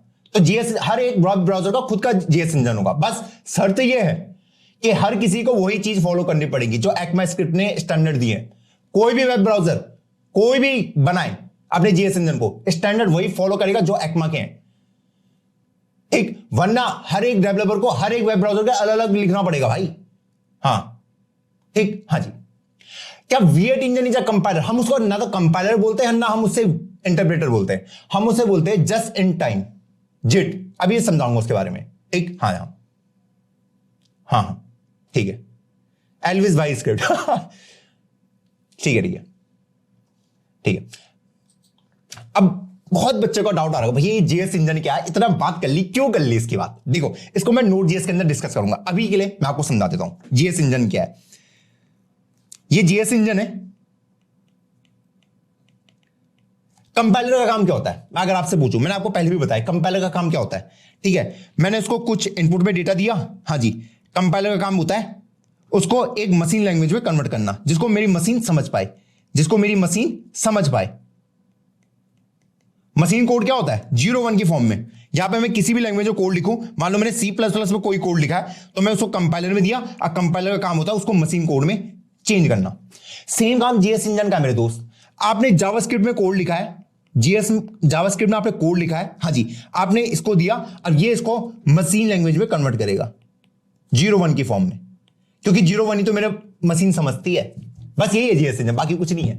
JS इंजन यही आपका दोस्त। आपने इसको जावास्क्रिप्ट का कोड दिया, मशीन को तो 0-1 ही चाहिए ना समझने के लिए, हाँ जी, तो उसके लिए ये इस्तेमाल होता है, किसका, JS इंजन का। और अभी जो V8 है वो बहुत फेमस है, ठीक है, हाँ जी, जो V8 इंजन है ये बहुत फेमस है। अब ये फेमस क्यों हुआ? अभी तक ये हो रहा था कि V8 इंजन मेरे ब्राउजर ही समझते हैं, इसका भी कॉन्सेप्ट सबको क्लियर हो गया, क्योंकि वेब ब्राउजर के अंदर बाय डिफॉल्ट प्रेजेंट रहता है JS इंजन। अब ये जो JS इंजन है ये कौन सी लैंग्वेज में लिखा गया है, क्या आप बता सकते हैं? JS इंजन को ये मत समझना कोई डिवाइस लगी है, ये मत समझना, अगर कंपाइलर है, कंपाइलर का मतलब ये थोड़ी है कोई डिवाइस लगी है वहां पे, ठीक है। जीएस इंजन देखो, पहले मुझे ऐसे लगता था जीएस इंजन मतलब कोई इंजन लगाओ, कोई डिवाइस लगी, नहीं, इसका मतलब कुछ नहीं है, ठीक है। जैसे कंपाइलर होगा, जैसे मान लो ये क्या होता है, ट्रांसलेटर क्या होता है, ये इंग्लिश बोल रहा है, इसको हिंदी समझ आती है, तो इसका काम क्या होता है, कन्वर्ट करने का। इस ट्रांसलेटर का काम इंग्लिश को हिंदी में कन्वर्ट करना, है ना, वही काम इसका है। यहां ये जीएस इंजन कोई कोड लिखा हुआ है, कोई कोड लिखा हुआ है जो जावास्क्रिप्ट के कोड को मशीन कोड में कन्वर्ट कर रहा है। ये जावास्क्रिप्ट इंजन क्या है, कोई कोड लिखा हुआ है जो जावास्क्रिप्ट को पकड़ेगा और यहां से कन्वर्ट करके मशीन लैंग्वेज में कन्वर्ट कर देगा। अब एक इंटरेस्टिंग फैक्ट मैं आपको बताऊंगा, जब जीएस इंजन बनाया गया, इसको बनाने के लिए कोई लैंग्वेज यूज हुई होगी। जावास्क्रिप्ट इंजन अगर कोई बना रहा है आपका, ठीक है, ये कोड ही तो लिखा हुआ है जीएस इंजन में, कोड ही लिखा हुआ है, हाँ जी, इसके लिए कोई लैंग्वेज यूज करी होगी। अब वो लैंग्वेज कौन सी है, हाँ जी, वो है डैडी लैंग्वेज, जिसका नाम है C++, हाँ जी। तो इसको मेजरली V8 इंजन को किसमें लिखा गया है, V8 इंजन को C++ में 70 से 80% इसमें C++ इस्तेमाल हुई है इसको बनाने के लिए। क्लियर है, हाँ जी, इसको बनाने के लिए 70 से 80%, 70% के ऊपर C++ इस्तेमाल हुई है, बाकी और भी लैंग्वेज है थोड़ी थोड़ी, ठीक है, लेकिन जो मेजोरिटी है वो C++ की है। C++ क्यों है, क्योंकि ये बहुत ही फास्ट लैंग्वेज है, ठीक, हाँ जी। तो ये सारा जो कन्वर्जन है ये इसी का काम है, इसको कन्वर्ट करना, ठीक, हाँ जी। अब आपने एक टर्म बहुत ज्यादा सुनी होगी, अभी डिस्कस करूं, कंपाइल टाइम, इंटरप्रेटेड टाइम, या फिर कंपाइल लैंग्वेज, इंटरप्रेटेड लैंग्वेज, ये क्या होती हैं, अभी थोड़ी देर में डिस्कस करेंगे, ठीक, हाँ जी। अब मैं आपसे बात करता हूं पहले, यहां पे देखो, यहां पे क्या हो रहा था, यहां तक तो सबको क्लियर है कि मेरा जो क्रोम है ये V8 इंजन को समझता है, इसके अंदर V8 इंजन बाय डिफॉल्ट आता है, ठीक, हाँ जी। मेरा ब्राउजर तो समझ रहा है, लेकिन मेरा VS कोड नहीं समझ सकता उसको, मेरा VS कोड नहीं समझ सकता। और उसके पीछे का सिंपल रीजन क्या है, मेरा कहां गया वाला ब्राउजर भाई, ओके, यही तो है ब्राउजर, हाँ जी। मेरा ये क्रोम ब्राउजर तो समझता है इसको, V8 इंजन को, ठीक है, क्योंकि इसके अंदर बाय डिफॉल्ट आता है, हाँ जी, क्योंकि क्रोम के अंदर V8 इंजन इंजेक्ट है, लेकिन इसके अंदर नहीं है। तो अब उस टाइम का एक डेवलपर थे 2008-9 के अराउंड, उन्होंने इसका आविष्कार किया, उन्होंने वो लेके आए Node.js को, किसको, Node.js को। उन्होंने Node.js कैसे बनाया, उन्होंने कुछ भी इस्तेमाल नहीं किया। इन्होंने क्या करा, क्योंकि मैं क्या चाहता हूं कि मैं ब्राउजर के बाहर भी अपनी जावास्क्रिप्ट को मुझे रन कराना है, सिर्फ मैं ये नहीं चाहता कि सिर्फ ब्राउजर के अंदर ही जावास्क्रिप्ट रन हो, ब्राउजर के बाहर मान लो मुझे VS कोड में रन कराना है, तो मुझे क्या उठाना पड़ेगा, उस वो जो V8 इंजन वाला कोड है उसको उठा के कहीं रखना पड़ेगा, हाँ जी। तो यहां पे इंट्रोडक्शन होता है मेरे Node.js का। तो Node.js वालों ने क्या किया, जिस आदमी ने इसको बनाया था, जिस इंसान ने इसको बनाया था, उसने क्या करा, उसने V8 इंजन को पकड़ा, जो कोड वहां पे लिखा हुआ था, उसने कुछ एक्स्ट्रा फंक्शनैलिटी डाली, हाँ जी, और इसी को उसने नाम दे दिया नोड का। अब अगर मैं अपने सिस्टम में नोड को इंस्टॉल कर देता हूं, तो अब मैं जावास्क्रिप्ट को अपने VS कोड के अंदर भी रन कर सकता हूं। तो नोड के अंदर क्या है, V8 इंजन है, हाँ जी, और कुछ एडिशनल फंक्शनैलिटी और है। वो एडिशनल फंक्शनैलिटी का क्या है, जब हम नोड के बारे में इन डिटेल पढ़ेंगे वहां पे जानेंगे। पर उसने क्या करा, V8 इंजन के कोड को पकड़ा, हाँ जी, और उसमें कुछ एक्स्ट्रा फंक्शनैलिटी ऐड करी और उसको उसने नोड का नाम दे दिया, ठीक है। अब अगर कोई इस नोड वाले को अपने सिस्टम के अंदर इंस्टॉल करता है, तो वो अपने सिस्टम के अंदर भी, मतलब इस VS कोड के अंदर भी उस जावास्क्रिप्ट को रन कर सकता है। अब उस नोड को कैसे इंस्टॉल करें, उसके लिए कुछ नहीं करना, यहां पे लिख दो Node.js, सीधा Node.js करो सर्च, ठीक है। यहां पे इसने यहां पे स्टेटमेंट दे रखी है, अब यहां पे कुछ लिखा हुआ है, डाउनलोड Node.js LTS, हाँ जी। यहां पे हम डाउनलोड वाले ऑप्शन में जाते हैं, हाँ जी। यहां पे आपके अपने सिस्टम के लिए स्पेसिफिकेशन मिल जाएंगे। आपका अगर मैक है तो आप मैक इस्तेमाल कर लो, जो भी है आपके पास, ठीक है, हाँ जी। अब यहां पे मैं आया, ऑप्शन कहां है, ओके, ये रहा, ठीक, हाँ जी। अब यहां पे आप देखोगे, यहां पे आप अलग अलग ऑप्शन आ रहे हैं। हम लेटेस्ट वाले को डाउनलोड करेंगे, ये वाला, वो बाय डिफॉल्ट आपको दे देगा LTS, ठीक है, हाँ जी। मेरा मैक है, ये आपकी स्पेक्स वगैरह हो गए। अब यहां पे दो चीजें आपको दिख रही होंगी, LTS करंट, LTS ये वाले, ठीक है, इस तरीके से।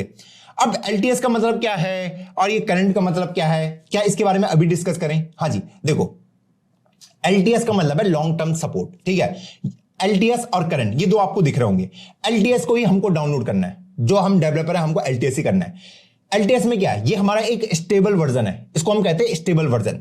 और जो आपको स्टेल के ऊपर भी दिख रहा है, LTS के ऊपर एक और वर्जन दिख रहा है करंट, अभी इसके ऊपर काम चल रहा है, कुछ लेटेस्ट अपडेट आए होंगे, ठीक है, हाँ जी। अभी उनके ऊपर उतनी ज्यादा टेस्टिंग नहीं हुई होगी, लेकिन जो LTS वाला वर्जन है उसके अंदर बहुत सारी टेस्टिंग हो चुकी है, हाँ जी। तो आप इस वाले को इस्तेमाल कर सकते हैं, ठीक है। अगर आपके अंदर चुल है तो आप करंट वाले को भी यूज कर लो, ठीक है। लेकिन डेवलपमेंट के लिए हम प्रीफर करते हैं LTS को, जो स्टेबल वर्जन हो, ठीक, हाँ जी। तो इसको हम यहां से डाउनलोड कर सकते हैं, यहां से। जैसे देखो, जैसे हर चीज का अपडेट आते हैं, हर चीज का अपडेट आते हैं ना। जैसे हमारा एंड्रॉइड आता है, पहले एंड्रॉइड क्या था, एंड्रॉइड के अपडेट आते हैं, नाम भूल गया मैं, ठीक है। वैसे इसके भी अपडेट आते हैं, ठीक है।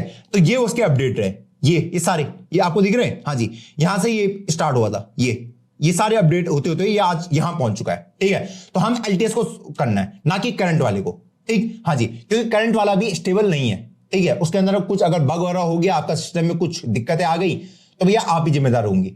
उसके अंदर अभी काम चल रहा है, जब वो स्टेबल हो जाएगा तब हम उसको इस्तेमाल करना प्रेफर करते हैं, ठीक है। तो इसको हम डाउनलोड कर लेते हैं, या इस तरीके से सेव कर लिया, और इसको मैंने ओपन करा, हाँ जी। उसके बाद तो बेसिक से कमांड यहां पे डालनी है, कंटिन्यू करते जाइए, ये सारी स्टेटमेंट आप पढ़ लेना, हाँ जी। हाँ भैया, मैं तो पूरी स्टेटमेंट पढ़ता हूं, और इसको इंस्टॉल कर देना। पासवर्ड मांग रहा है, पासवर्ड डाल देता हूं भाई। ये इंस्टॉल हो रहा है, और ये हो चुका है, मूव टू ट्रेस, ठीक है। अब यहां पे अपना टर्मिनल खोल देना हर कोई बच्चा अपने सिस्टम में, ठीक है। अब चेक कर लेना क्या ये डाउनलोड हुआ भी है या नहीं हुआ है। चेक करने के लिए करना है, यहां पे लिखना आपको नोड और उसका वर्जन। आपको यहां पे आउटपुट में कुछ मिलेगा, तो इसने यहां पे दे दिया है मेरे को कि मेरा नोड का वर्जन ये रहा। तो इसका मतलब है आपका जो Node.js है वो इंस्टॉल हो चुका है, Node.js इंस्टॉल हो चुका है। अब जैसे ही Node.js इंस्टॉल हो गया, अब आप इसको रन कर सकते हो, अब आप अपने सिस्टम के अंदर इसको रन कर सकते हो। तो अगर मुझे इस first.js फाइल को रन करना है, तो यहां पे मैं इसको इस तरीके से रन कर सकता हूं। अब इसने हेलो कोडर आर्मी प्रिंट करा दिया। अभी तक मेरी जावास्क्रिप्ट सिर्फ मेरे ब्राउजर के अंदर रन हो रही थी, लेकिन अब मैं इसको अपने VS कोड के अंदर भी रन करा सकता हूं, क्योंकि मेरा जो V8 इंजन वहां रखा हुआ था उसको उठा के मैं अपने सिस्टम के अंदर ले आया। और इवन हम सर्वर साइड में भी अब जावास्क्रिप्ट को लिख सकते हैं, इसीलिए हमारा जो मन स्टैक वाला है ना इतना फेमस हुआ। पहले लोग इसको सिर्फ फ्रंट एंड में इस्तेमाल करते थे, कहां पे, फ्रंट एंड के अंदर। ये मेरा फ्रंट एंड है जहां पे मैं देख पा रहा हूं, लेकिन एक बैक एंड भी होता है जहां पे कैलकुलेशन वगैरह होती है, क्योंकि जावास्क्रिप्ट तो प्रोग्रामिंग लैंग्वेज है ही, हाँ जी। लेकिन जैसे ही Node.js उसके अंदर आया, Node.js ने अब इसको ये पावर दे दी कि अब मैं इसको बैक एंड में भी इस्तेमाल कर सकता हूं। कहां पे, बैक एंड में, ठीक, हाँ जी। पहले ये सिर्फ ब्राउजर के अंदर इस्तेमाल होती थी, लेकिन Node.js ने क्या पावर दे दी, क्योंकि अब मैं इसको ब्राउजर के बाहर भी इस्तेमाल कर पा रहा हूं। अगर ब्राउजर के बाहर इस्तेमाल कर पा रहा हूं, तो मतलब जो मेरे सिस्टम का बैक एंड है वहां पे भी इस्तेमाल कर सकता हूं, हाँ जी। अगर वहां पे इस्तेमाल कर सकता हूं, पहले क्या होता था कि हम फ्रंट एंड में जावास्क्रिप्ट यूज करते थे, अब बैक एंड में हम कोई और प्रोग्रामिंग लैंग्वेज, मान लो किसी ने C++ यूज कर ली, आजकल लोग जावा यूज करते हैं, है ना, तो बैक एंड में अलग लैंग्वेज को इस्तेमाल करते थे। लेकिन अब क्या हुआ कि आप फ्रंट एंड में भी आप जावास्क्रिप्ट को यूज कर लो, और बैक एंड में भी आप जावास्क्रिप्ट को यूज कर लो। अब वो फंक्शनलिटी किसने दी, Node.js ने दी।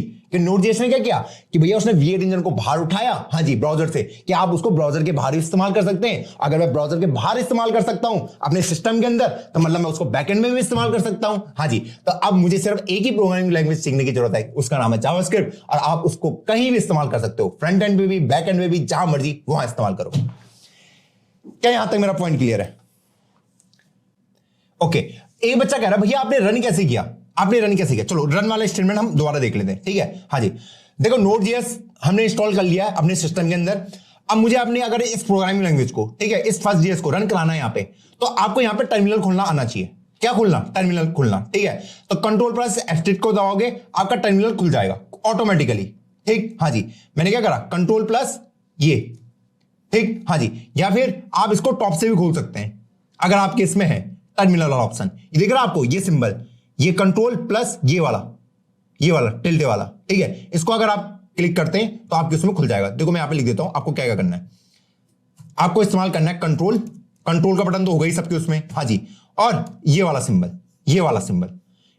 Ctrl+ ये सिंबल अगर आप यूज करोगे, it will open your terminal, इस तरीके से Ctrl+ ये वाला सिंबल, ठीक, हाँ जी।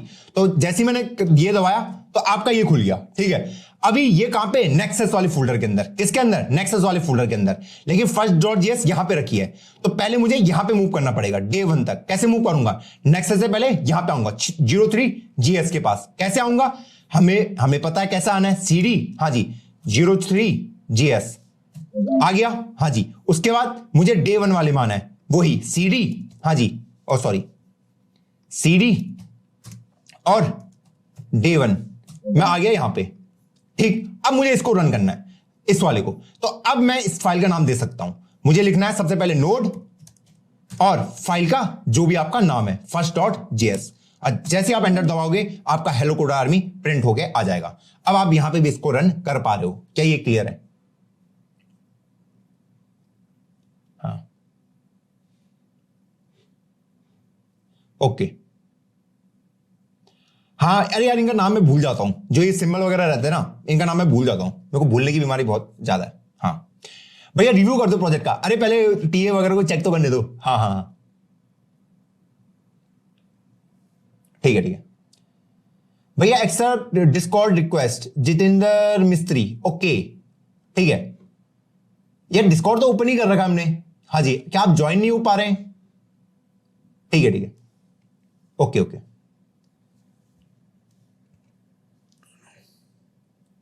भैया ये लाइव क्लास वाला प्लेटफॉर्म खुद बना सकते हैं क्या? देखो प्लेटफॉर्म तो हम बना देंगे, पर दिक्कत ये है उसके कॉस्टिंग बहुत हाई आएगी, है ना। अभी धीरे धीरे हम कवर करेंगे, तब आपको पता चलेगा कि इस अगर आपको कुछ बनाना आता है, इसका मतलब नहीं आप उसको बना के बैठ जाओ, ठीक है। उसके पीछे का बिजनेस लॉजिक भी बहुत इंपॉर्टेंट काम करता है, ठीक। हाँ जी, कि क्या आपको वो उतना अफोर्डेबल प्राइस में मिलेगा या नहीं मिलेगा, है ना। हाँ ठीक है भैया। Node.js कब होगी? अरे पहले हमें अभी Node.js तो बैकएंड के लिए पढ़ना है, हमें पहले हम फ्रंट एंड पढ़ेंगे, पहले हम जावास्क्रिप्ट पढ़ेंगे और फिर उसके बाद रिएक्ट पढ़ेंगे, ठीक। हाँ जी, ठीक है ठीक है, ओके। अब यहां तक तो सबको क्लियर है कि भैया ये हेलो कोड आर्मी वगैरह हमने प्रिंट किस तरीके से आसानी से यहां पे कर दिया। अब आगे हमारे पास क्या टॉपिक आने वाले। अब यहां तक तो भाई कंसोल लॉग कराना, ये प्रिंट वगैरह कराना, ये तो हम हर एक बच्चे को आ गया। अब इसके अलावा और क्या क्या चीजें हमारे पास है यहां पे देखो। अब अगर मैं आपसे एक सवाल पूछूं, हमारे पास हर जगह डेटा ही प्रेजेंट है। क्या प्रेजेंट है? डेटा प्रेजेंट है।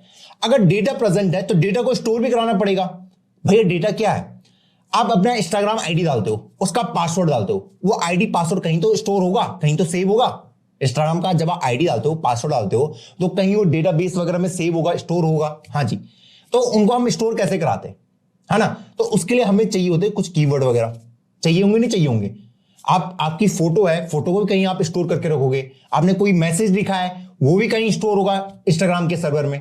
आप कोई कमेंट करते हो, वो भी कहीं स्टोर होगा इंस्टाग्राम के सर्वर में। हर चीज स्टोर होगी। हाँ जी, तो हम चीजों को स्टोर किस तरीके से कराते हैं, ठीक है।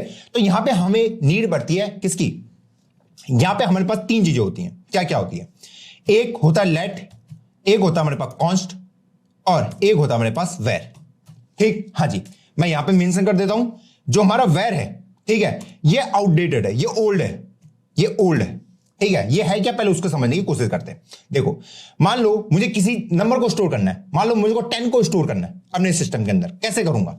तो यहां पे मैं लिख सकता हूं लेट, और कोई भी नाम आप दे दो, नम इक्वल टू 10। तो ये 10 अब इसके अंदर स्टोर हो गया है, 10 नम के अंदर स्टोर हो गया है। अब इसको मैं प्रिंट भी करा सकता हूं, console.log num, ऐसे करके मैं इसको प्रिंट करा सकता हूं। तो प्रिंट कराने के लिए क्या करना पड़ेगा? मैं यहां पे इसको सिंपली रन कर दूंगा। तो यहां पे देखो 10 आ चुका है।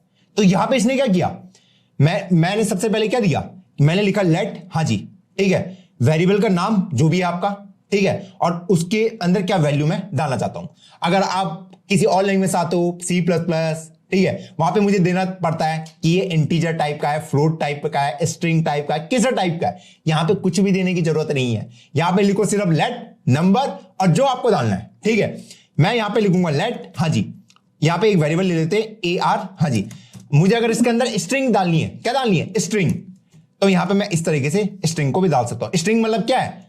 ये कोई भी वर्ड, कोई भी लेटर, उसका मतलब स्ट्रिंग है। और स्ट्रिंग को लिखने का तरीका ये है, ये डबल कोट्स में, ठीक है, हाँ जी। और इसको भी मैं प्रिंट करा सकता हूं, console.log, प्रिंट ही तो कराना है, हाँ जी, AR, इस तरीके से इसको रन कर देते हैं। देखो 10 और रोहित दोनों ही प्रिंट हो गए, 10 भी रोहित भी। हेलो कोड आर्मी क्यों प्रिंट हुआ? सबसे ऊपर आपने हेलो कोड आर्मी को ही लिखा हुआ है, इसलिए वो प्रिंट हो गया। ये देखो इसने AR को प्रिंट कर दिया। तो यहां पे ये पहले मुझे लिखना नहीं पड़ता कि ये स्ट्रिंग है, तो यहां पे मैं स्ट्रिंग लिख रहा हूं, ये लिख रहा हूं, वो लिख रहा हूं, ठीक है। आप सीधा लेट लिखो और यहां पे आप उसको प्रिंट करवा सकते हो। ठीक है, लेट जो भी आपको नाम देना है उसका नाम, हाँ जी, और जो वैल्यू आपको असाइन करनी है, अगर आप इस तरीके से करते हो तो इसके अंदर ये वैल्यू असाइन हो जाएगी, आप इस तरीके से करते हो तो इसके अंदर ये रोहित असाइन हो जाएगा। तो जब भी आपको वर्ड वगैरह असाइन कराने हो तो प्लीज डबल कोट्स का इस्तेमाल करें। ठीक, हाँ जी। अब आप बोलोगे भैया ये कॉन्स्ट क्या है, फिर ये कॉन्स्ट क्या है ये भी देख लेते हैं। इसका नाम दे देते हैं आईडीएस इक्वल टू, इसका अंदर डाल देता हूं मैं 20। ठीक, हाँ जी, और इसको मैं प्रिंट कराता हूं आईडीज को। तो इससे क्या ये आईडीज प्रिंट होगा, एक बार देख लेते हैं। तो बिल्कुल ये 20 यहां पे प्रिंट हो रहा है जो इसके अंदर मैंने दे रखी थी। अब फिर कॉन्स्ट और लेट में डिफरेंस क्या है, कॉन्स्ट और लेट में डिफरेंस क्या है अभी आपको पता चलेगा। कॉन्स्ट का मतलब है कांस्टेंट, कि अगर आपने आईडीज के अंदर कोई वैल्यू एक बार दे दी है, अब आप उसको कभी चेंज नहीं कर सकते। ठीक, कांस्ट मतलब क्या होता है, कांस्टेंट। तो अगर मैं इसके ऊपर 30 देने की कोशिश करूं और इसको अगर मैं रन करने की कोशिश करूं तो ये मुझे एरर दे देगा, ये मुझे एरर दे देगा खुद से ही। ठीक, हाँ जी, ये मुझे एरर देगा, देखो, क्योंकि ये कह रहा है कि भैया ये क्या है, कॉन्स्ट टाइप की है। आपने एक बार इसके अंदर वैल्यू डाल दी, हाँ जी, अब आप इसके अंदर दोबारा वैल्यू को असाइन नहीं कर सकते, दोबारा असाइन नहीं कर सकते। तो कॉन्स्ट में वैल्यू एक ही बार असाइन होती है। ठीक है, हाँ, values can't be change, can not be change. ठीक, हाँ जी, लेकिन इसके अंदर आप कर सकते हैं। मान लो मैंने यहां पे AR के मैं अब लिख दिया मोहित। ठीक, ये लेट के अंदर बिल्कुल अलाउड है, लेट के अंदर ये बिल्कुल अलाउड है। अब यहां पे मोहित प्रिंट होगा, क्या प्रिंट होगा, मोहित। ठीक है, तो लेट में आप वैल्यूज को चेंज कर सकते हो। लेट आपका वेरिएबल है, वेरिएबल क्या होते हैं, जो चेंज हो सकते हैं। और कॉन्स्ट क्या है, जो चेंज नहीं होंगे। कॉन्स्ट मतलब कांस्टेंट, जो वैल्यू कांस्टेंट रहेगी, जो चेंज कभी नहीं होगी। अब आप बोलोगे भैया कि कांस्टेंट का इस्तेमाल ही क्या है, मेरे दोस्त कांस्टेंट का बहुत ज्यादा इस्तेमाल है। अब आप खुद सोचो, आपका बैंक अकाउंट नंबर है, बैंक अकाउंट नंबर है, ठीक है, आप कोई बैंक में गया, आपने बैंक अकाउंट नंबर खुला दिया, क्या आप चाहोगे कि आपका बैंक अकाउंट नंबर खुद ब खुद चेंज होता रहे, कोई भी आके चेंज कर दे? क्या आप चाहोगे? एक बार जो आपको बैंक अकाउंट नंबर मिल गया तो वही आपके लिए रहना चाहिए ना। तो उस बैंक अकाउंट नंबर को मैं क्या लिख सकता हूं, कांस्टेंट लिख सकता हूं। ये कांस्टेंट रहेगा, ये चेंज नहीं होगा। वेरिएबल क्या हो सकते हैं आपका अकाउंट का बैलेंस जो चेंज का हो सकता है। आज आपके अकाउंट में 10 रुपए हैं, आपने इस कोर्स से पढ़ाई करी तो अब आपके पास 1 लाख का उधार हो चुका है ठीक है, सॉरी, तो आपने जबरदस्त पढ़ाई करी और आपको एक जॉब मिल गई 5,000 की, हाँ जी, तो अब आपके अकाउंट में 5,010 रुपए हो गए। क्लियर, हाँ जी। तो यहां पे अगर मुझे उस 5,010 को स्टोर कराना है तो मैं किसका इस्तेमाल करूंगा, लेट वाले का, क्योंकि ये क्या है, आप यहां पे वैल्यूज को टाइम टू टाइम चेंज कर सकते हैं। और मैं यहां पे किसको लिखूंगा, इसमें कॉन्स्ट में किसको लूंगा, जहां पे मैं चाहूंगा कि चीजें चेंज ना हो, वो वैल्यू चेंज ना हो, वो एक बार जो उसको असाइन हो गई वही वैल्यू को वो होल्ड करके रखे मेरे दोस्त। क्लियर, हाँ जी। अब अगला क्या होता है मेरे पास, वेरिएबल होता है, वेर क्या है, फिर वेर क्या है, मैंने कहा ये ओल्डर तरीका है, x इक्वल टू 10 मैंने लिख दिया, console डॉट लॉग x, ये मैंने लिख दिया। ठीक, हाँ जी, देखते हैं क्या ये प्रिंट करेगा नहीं करेगा। तो इसने बिल्कुल इसको प्रिंट कर दिया। अच्छा, डिफरेंस क्या है भैया, फिर मैं अगर 20 कर दूं, क्या अभी इसके अंदर वैल्यू 20 अपडेट होगी? हाँ भैया, वैल्यू तो अपडेट हो जा रही है। तो अंतर क्या है फिर, देखो, जो आपका ये वेर है, वेर का मतलब ही वेरिएबल है, ठीक, हाँ जी, और लेट का मतलब भी वेरिएबल है। लेकिन जो मेरा लेट है ये एक न्यू तरीका है, ठीक है। वेर मेरा ओल्ड तरीका है। वेर के बारे में मैं अभी डिस्कशन नहीं करूंगा क्योंकि अभी आपको ब्लॉक स्कोप वगैरह के बारे में नहीं पता। लेकिन जब मैं ब्लॉक स्कोप वगैरह डिस्कस आपके साथ करूंगा वहां पे मैं आपको समझाऊंगा कि अब हम वेर का इस्तेमाल क्यों नहीं करते हैं, क्योंकि इसकी बहुत बड़ी एक डिसएडवांटेज है वेर को इस्तेमाल करने की, ठीक है, वो वहां पे मैं डिस्कस करूंगा। इसलिए मैंने लिख दिया यहां पे कि भैया जो मेरा कौन है, वेर, ये ओल्ड तरीका है, ओल्ड तरीका है, ठीक है, इसको हम इस्तेमाल नहीं करेंगे, डोंट यूज इट। मैं यहां पे मेंशन भी कर रहा हूं, वेर को इस्तेमाल मत करें, हम सिर्फ लेट और कॉन्स्ट को ही यहां पे इस्तेमाल कर रहे होंगे, इन्हीं का हम प्रयोग करेंगे, वेर का हम बिल्कुल भी प्रयोग नहीं करेंगे। ठीक, इसका रीजन क्या है ये मैं आपको जब मैं आपको ब्लॉग स्कोप वगैरह पढ़ाऊंगा, हाँ जी, वहां पे मैं डिस्कस करूंगा, ठीक है, अभी वरना आपकी समझ नहीं आएगा। ठीक, हाँ जी, क्या तक क्लियर है? ठीक है, ठीक है भैया, नोड जेएस के बारे में एक्सप्लेन करिए भैया। मेरे दोस्त, नोड जेएस को ना अभी जितना बताया ना आप उतना ही देखें, ठीक, हाँ जी। नोड जेएस मैंने कहा ना वो पूरा एक सेपरेट टॉपिक है। हमने क्या क्या पढ़ना है, मोंगोडीबी एक्सप्रेस रिएक्ट और नोड, ठीक है। नोड जेएस को हम वहां पे डिस्कस करेंगे इन डिटेल। अभी के लिए आप ये समझ लो, ठीक है, जितना आपको नॉलेज होना चाहिए, हमारे पास क्रोम ब्राउजर है, ठीक है, वहां पे V8 इंजन क्या करता है, हमारी जावास्क्रिप्ट को रन करता है। कौन? V8 engine. किसके अंदर? क्रोम के अंदर। तो Node.js हमें कुछ ऐसा चाहिए था कि हम ब्राउजर के बाद भी अपनी जावास्क्रिप्ट को रन कर पाए। ब्राउजर अभी तो सिर्फ ब्राउजर के अंदर रन हो रही थी, तो Node.js ने क्या किया, नोड ने किया, उसने V8 इंजन को पकड़ा, क्योंकि वही रन करवाता उसको, हाँ जी, उसने उसको पकड़ा, हाँ जी, उसके अंदर कुछ एक्स्ट्रा फंक्शनलिटी डाली और उसको नाम दे दिया नोड का, उसको नाम दीजिए नोड का। अब अगर नोड को कोई भी डाउनलोड करेगा अपने सिस्टम में, ठीक है, कोई भी अपने सिस्टम में अगर नोड को डाउनलोड करता है, ठीक है, तो वो जावास्क्रिप्ट फाइल को अपने सिस्टम के अंदर भी रन कर सकता है, इवन VS कोड के अंदर भी, क्योंकि मेरा ब्राउजर भी कैसे जावास्क्रिप्ट को समझ रहा है, VS code, sorry, V8 engine की हेल्प से। और नोड के अंदर ऑलरेडी V8 इंजन प्रेजेंट है, नोड के अंदर ऑलरेडी V8 इंजन प्रेजेंट है, और वो नोड आपने अपने सिस्टम के अंदर डाउनलोड कर लिया है, तो मतलब अब आपका VS कोड आपके सिस्टम के अंदर ही डाउनलोडेड है, हाँ जी, तो अब आपका VS कोड किसको समझ सकता है, आपकी जावास्क्रिप्ट लैंग्वेज को। अभी के लिए आपको बस यही समझना है, क्लियर? हाँ जी। अब V8 इंजन कौन सी लैंग्वेज में लिखा गया? वो लिखा गया C++ में, सिंपल। इवन जो अगर आपका मैं स्पाइडर मंकी की बात करूं, जो मोजिला फायरफॉक्स यूज करता है, उन्होंने भी उसको C++ में ही लिखा है, हाँ जी, ओके।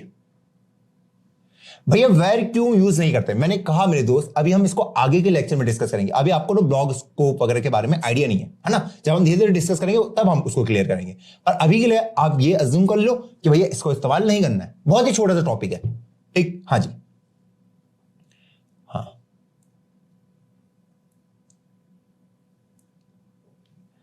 हाँ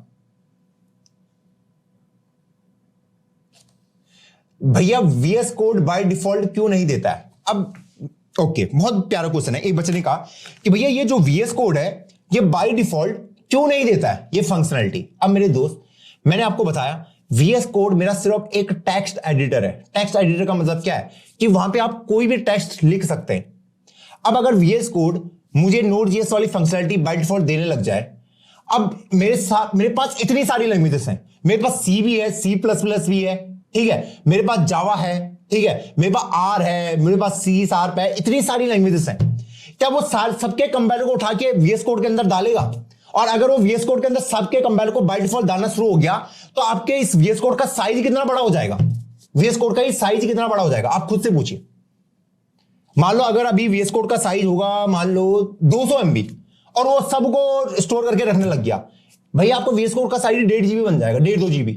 अब मुझे नहीं करना यूज C++ का कंपाइलर बेस सिस्टम में, नहीं करना है, तो मेरे तो कोई काम का नहीं है, इसीलिए नहीं डाला उसने। भैया आपको जो लैंग्वेज इस्तेमाल करनी है उसका कंपाइलर लाके आप डाल दीजिए। आपको जावास्क्रिप्ट यूज करनी है तो V8 इंजन को लाके डाल दीजिए, नोड वो काम कर देगा, इसलिए नहीं कर रहा है, ठीक, हाँ जी। ये सिर्फ एक टेक्स्ट एडिटर है। टेक्स्ट एडिटर का मतलब क्या है? जहां पे मैं सिर्फ टेक्स्ट लिख सकता हूं। समझाने की जिम्मेदारी VS कोड की नहीं है, हाँ जी, समझाने के लिए लाना पड़ेगा कुछ कि भैया इसको समझो जो मैंने लिखा है, हाँ जी, ठीक है, हाँ हाँ भैया इसमें वेरिएबल के नेम के लिए कुछ भी रूल्स नहीं है क्या? अरे अभी आप नाम देना स्टार्ट करो बस, ठीक है, रूल्स वगैरह हम बाद में पढ़ेंगे, ठीक, हाँ जी। पर अभी के लिए आप ये समझ लो कि भैया इसमें आप C++ के जैसे ऐसे लिखोगे कि अगर मुझे उसके अंदर इंटीजर डालनी है, जैसे हमने यहां पे लिखा ना, लेट नंबर इक्वल टू 10, मैं यहां पे मैं यहां पे 10.5 भी डाल सकता हूं। ये 10.5 क्या है? मेरा फ्लोटिंग पॉइंट नंबर है, फ्लोटिंग नंबर। तो यहां पे मुझे फ्लोट लिखने की जरूरत नहीं है, मैं सीधा इसको ऐसे एग्जीक्यूट करा सकता हूं। लेट लिख दिया, बस हो गया काम, हो गया काम। इसलिए मैं आपसे कह रहा था कि भैया जब आप जावास्क्रिप्ट को पढ़ें तो अपने प्रीवियस लैंग्वेजेस हैं उनके नॉलेज को यहां पे ना डालें, ठीक, हाँ जी। तो भैया यहां पे आपने लेट लिख दिया, उसके बाद आप इसके अंदर स्ट्रिंग डालें, कुछ भी डालें, जो आपका मर्जी है वो डालो, ठीक है, आपकी मर्जी है।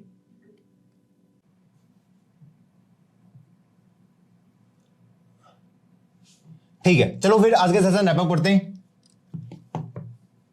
What is the difference between GS and GSX? अरे पहले रिएक्ट आने दो, तुलसी गुप्ता, अलग अलग चीज है दोनों, ठीक है, ठीक है, हाँ पहले आने दो, रिएक्ट तो आने दो पहले, हाँ जी, हाँ जी, पहले मेरी लिंक पोस्ट पे कमेंट कर दो, ठीक है भैया। Difference between GS and JavaScript, okay, अब क्या होगा? हाँ हाँ हाँ, चलिए फिर कल मिलते हैं, ठीक, कुछ डाउट है वहां पे डिस्कॉर्ड सर्वर खुला है, उसमें आप अपने डाउट को पूछे। ठीक है, हाँ जी, ठीक है ठीक है।